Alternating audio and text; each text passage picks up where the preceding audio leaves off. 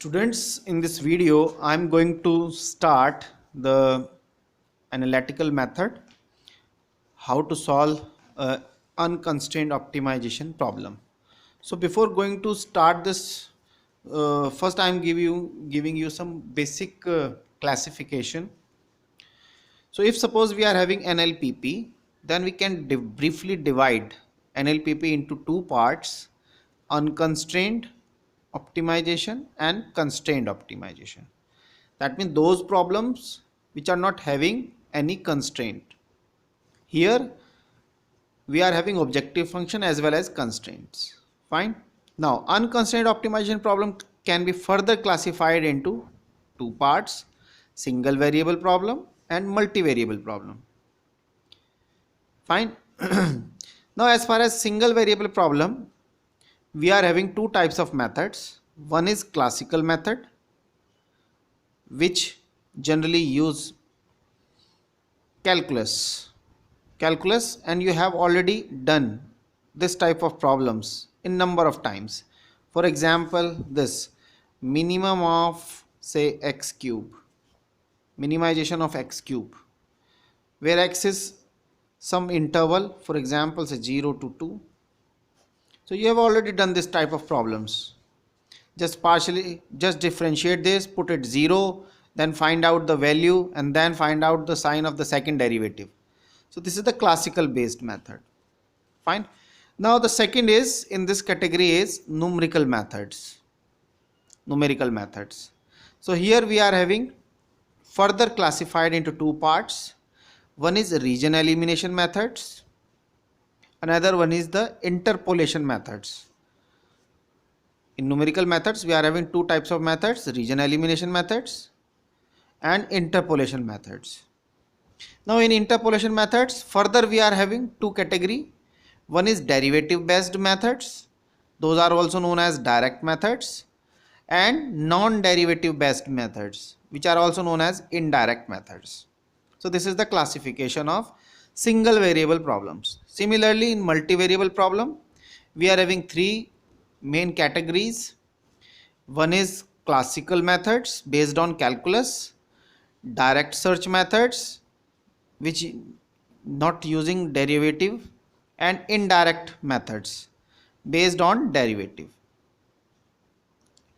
Fine. These are non-derivative, these are the derivatives, sorry. Direct search methods which uses derivative. Direct search methods which uses, sorry, this is non-derivative based, so this is non-derivative and indirect. This is non-derivative, so this will be direct. This is direct, this is indirect, sorry.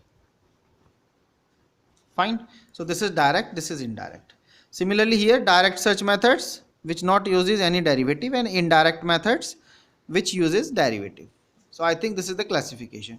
Similarly we are having classification for constrained optimization, and we will give you the brief description when we will discuss the constrained optimization. So first our focus is on unconstrained optimization problem, and today we are going to discuss this part, classical methods. Fine. So here is the classical optimization method, unconstrained optimization method with multiple variable, and analytical method, that means calculus based methods. So here is the problem. Consider the following unconstrained nonlinear programming problem: minimum of f of x, where x is nothing but n tuple x1, x2, xn belongs to Rn. The above problem must be solved for the values of x1, x2, xn that satisfy the restrictions and minimizes function f. Fine. For example, find the maximum or minimum points of the function this. So now to find out the maxima and minima, we need to know the necessary and sufficient conditions for the minimum and maximum of an unconstrained function of several variable.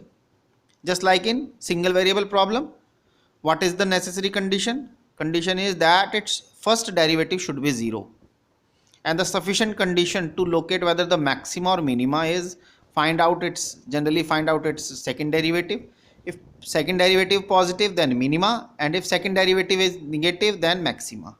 Similarly here, we need to develop the condition. So let's see. First we will develop the necessary condition.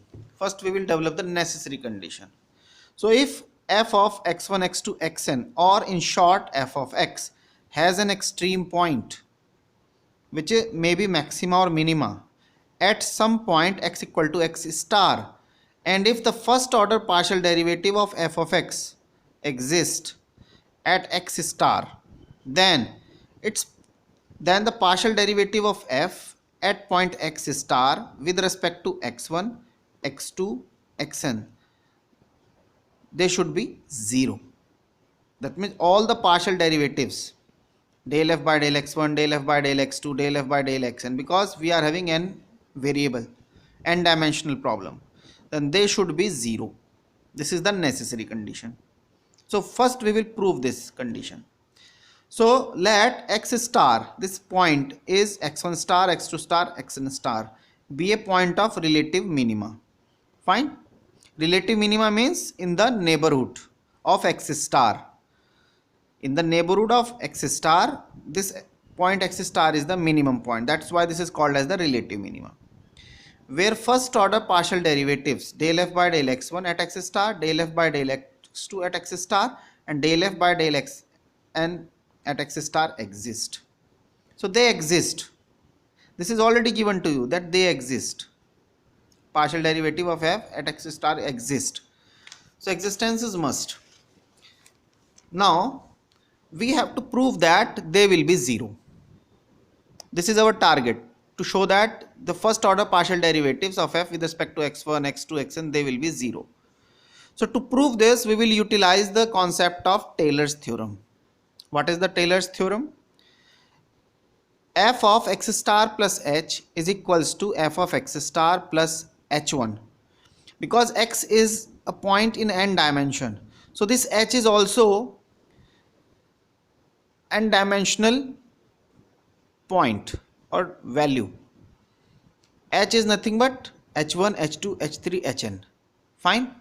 So f of x star plus h1, that means the step size in x1 direction, then del f by del x1 at x star, plus h2, step size in x2 direction, del f by del x2 at x star, and so on, plus hn, step size in nth direction, del f by del xn x star, plus, so this term is basically corresponding to the first derivative, plus 1 by factorial 2, then the remainder term. This is the remainder term, f of second derivative x star plus theta h, where theta is a parameter and varies in between 0 to 1. So this is the Taylor theorem, and we have taken second or up to second order derivative only because our interest is to find out the condition for first order derivative. So we will move up to second order derivative. Fine. Now let's see for the simplicity. Suppose for simplicity here, because x is a point in n dimensions, so suppose we are taking a problem of 2 dimension. So that's why here we are having x1, x2, and h is nothing but h1, h2. So that's why we are having point f of x1 plus h1, x2 plus h2. In place of this, we are having this is equals to, now this is nothing but f of x1, x2, plus, now here we are having up to second order derivative, so up to x2 term only. So h1 del f by del x1 plus h2 del f by del x2, and we are writing this f outside this. This is the operator. Plus, now the remainder term is so in place of remainder we are expanding up to n number of times, and finally we will take up to only second order derivative. So this is the general expression. Fine. So we are writing the general, but after this writing we will put n is equal to 2, so we will restrict up to second order derivative. So this is the second order derivative, 1 upon factorial 2 h1 del x by del x1 plus h2 del by del x2 second square, and f x1 x2. This is the function, this is the operator, and so on, and then n minus 1th derivative term will be 1 by n minus 1th factorial h1 del by del x1 plus h2 del by del x2 power n minus 1 f of x1 x2, and this is the remainder term, last term. Just like this second order term, this is the nth order term, 1 by factorial n h1 del by del x1 plus h2 del by del xn power n f x1 plus theta h1 x2 plus theta h2, because this is component wise when you take, so you will get this term. This is the remainder term. So this is the Taylor series expansion for two variable problem, and we are taking nth order derivative. Now since our interest is up to second order derivative only, so put n is equal to 2 in this, fine, and we will generalize this concept from 1 2 3 to kth number of variables in k dimension. So what will be the remainder term then? When you put n is equal to 2 here and take x1 x2 xk, then what will be the remainder term? Remainder term will be 1 by factorial 2 from here, h1 del by del x1 h2 del by del x2, and we are extending this up to k dimension, हम k dimension तक जा रहे हैं. So plus hk del by del xk square f of x1 plus theta h1 x2 theta h2 xk plus theta h2, यानी हमने अपनी dimension को 2 से k पे ले गए हैं और ऑर्डर भी हमने सेकंड ऑर्डर तक रखा है, n की वैल्यू 2 रखी है, तो ये हमारी रिमाइंडर टर्म है. I think you understand. Now open this square, so you will get this term, and this is the functional f of x1 plus theta h1 up to xk plus theta hk. Fine. In short, because this contains squares and product, mix of the products, so basically we can rewrite this in terms of summation as this 1 by factorial 2 double summation, because we are having a square term generally, so that's why double summation, one for I to k, another one is from j to k, hi hj del 2 del xi del xj f of x1 plus theta h1 x2 theta h2 xk theta hk. पहले आप j की value put करेंगे, फिर i की value put करेंगे, ultimately you will get the same expression. So this is denoted by number 2. This is 1, this is 2. So when you compare 1 and 2, because this is the remainder term, so this term is actually this term. When you expand this term, so you will get this term. So that's why this is equals to this term. We can cancel out 1 by factorial 2, 1 by factorial 2. So this f2 x star plus theta h is exactly same as this double summation term. And here since the dimension is n, here the dimension is k, so when you compare, so we are also taking this nth dimension term. So in place of k we are writing n, because हमारी dimension यहाँ n है, तो यहाँ पर भी n ही होनी चाहिए. So k is n. Fine. Here k is equal to n. I think you understand. Now what is our target? Our target is to show that, to prove this, all these first order derivatives will be 0. So we will prove this by contradiction. Suppose the kth first order partial derivative does not vanish, यानी इन सब में से केवल kth derivative जो रहा होगा del f by del xk, that will be not 0, except that all the other first order derivatives will be 0.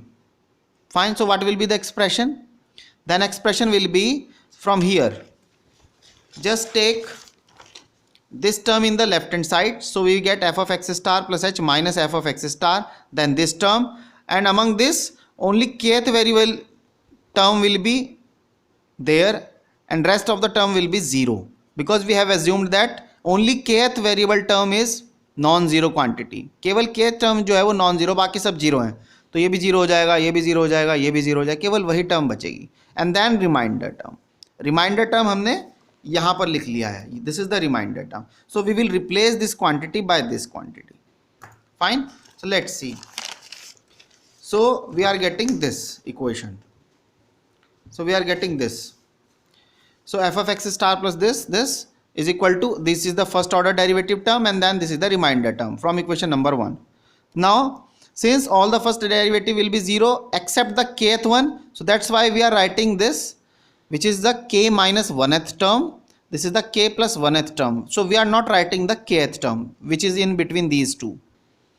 So that's why the kth term will be non-zero quantity. So substitute these values here. So what you will get? You will get this term as it is equals to, except this term we are getting only this term. All these other remaining terms will be 0.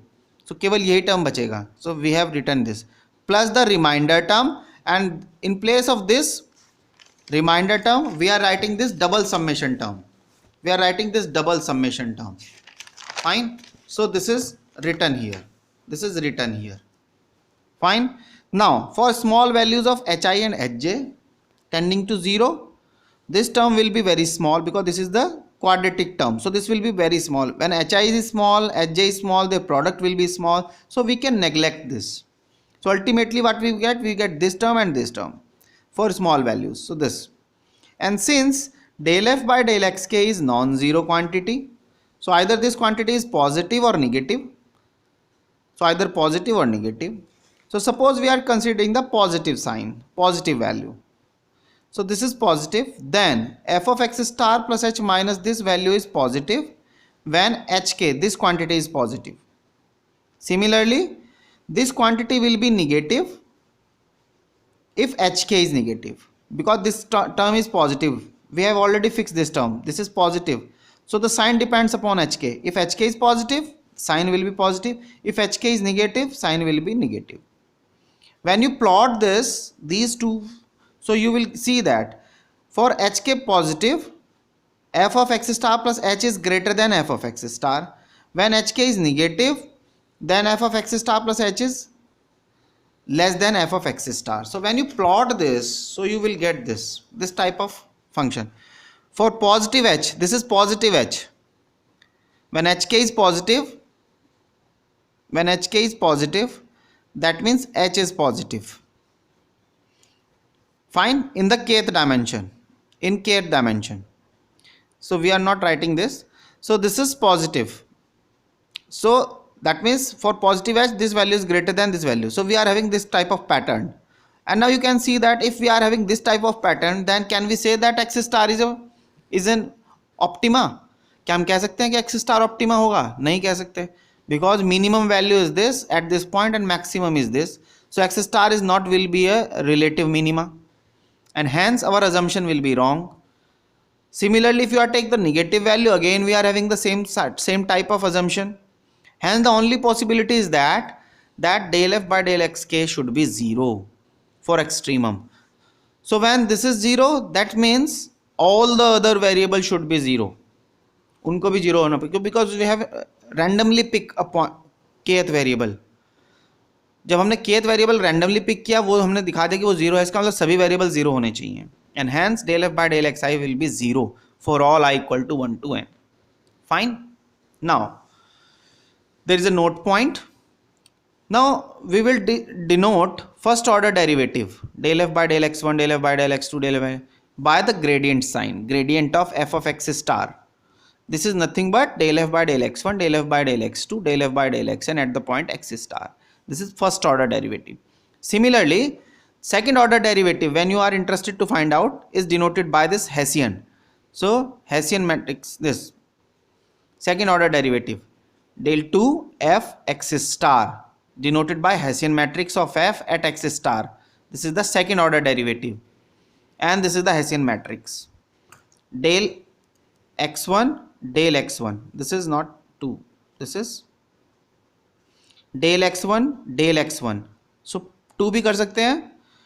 Similarly del f, del x1, del x2. So here first term is x1, x1, x1. However, the second term only x1, x2, xn. Fine. In the second row, here is x2, x2, x2. Then second term will vary x1, x2, x3, xn, and so on. Similarly, the last xn, xn, xn, and then x1, x2, xn. So this will be the called as Hessian matrix. Fine. Now in the next video we will discuss about the quadratic form. Fine. Okay.